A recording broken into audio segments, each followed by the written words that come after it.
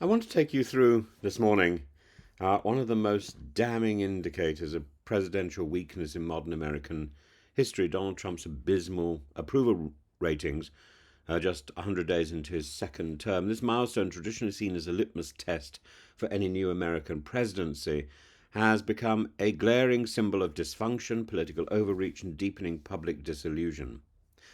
Beginning with the numbers, according to the CNN poll, Trump's approval rating stands at just 41%, a figure that not only reflects a steep decline since his re election, but also sets a record for the lowest 100-day rating for any president since Eisenhower. To add insult to injury, this breaks with his own previous record of from 2017, where he managed to barely better 44%. And compare that with Barack Obama's 63%, George W. Bush's 61%, or even Joe Biden's 53% during their respective 100-day marks. Trump is simply put in a class of unpopularity all of his own. It means, inevitably, that some of the people who voted for him at the election now don't like him. The drop isn't random. Voters are registering strong dissatisfaction across virtually every area of the American government system. A majority disapproves of Trump's handling of tariffs, immigration, foreign policy, even the economy, once seen as his relative strength. Only 39% approve of his economic stewardship. With inflation anxieties rising, the stock market plunging by nearly 9% since his inauguration, and the average tariff rate hitting a historic 28%, the highest since 1901.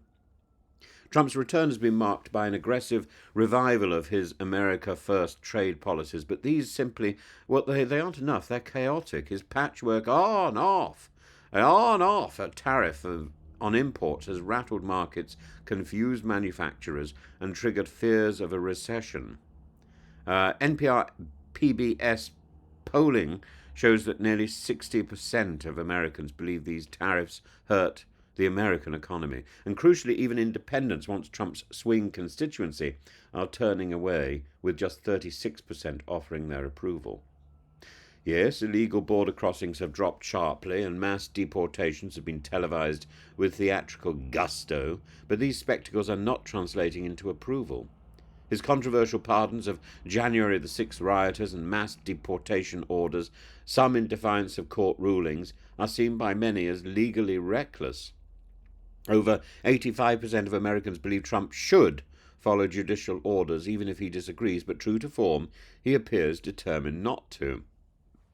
Trump has signed an eye-watering 142 executive orders shattering Roosevelt's record. Yet this blizzard of directives belies weakness.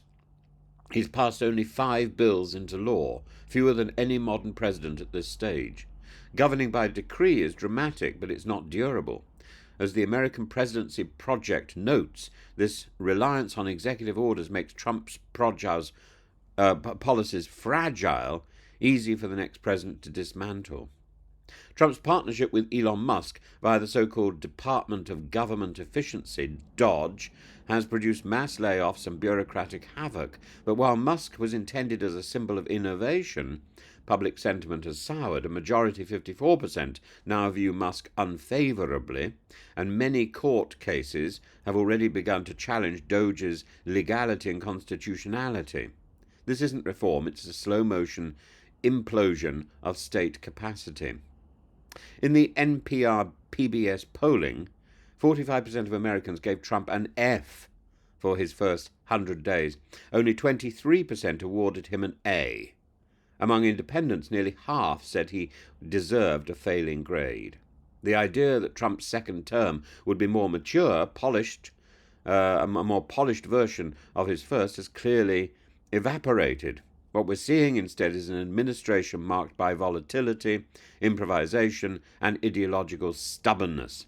Of course, Trump disputes all this. He mocks polling as fake, holds campaign-style rallies, and insists he's delivering a revolution of common sense. But even in places like Michigan, crucial to his electoral map, business owners now express concern over tariffs, rising prices, and broken promises. One supporter told the BBC, "We're just treading water and seeing if things get better from here." That's hardly the confidence of a revitalized republic, is it? Historically, the 100-day mark is not destiny, but it's a weather vane.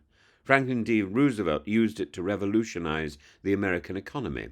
Donald Trump, by contrast, has used it to wage war on institutions, to sow division, to drive down his own approval faster than any of his predecessors, and his presidency, now entering its second act, is already haunted by the same ghosts: chaotic governance, populist overreach, and mounting public fatigue. The American people are watching, and they're not impressed.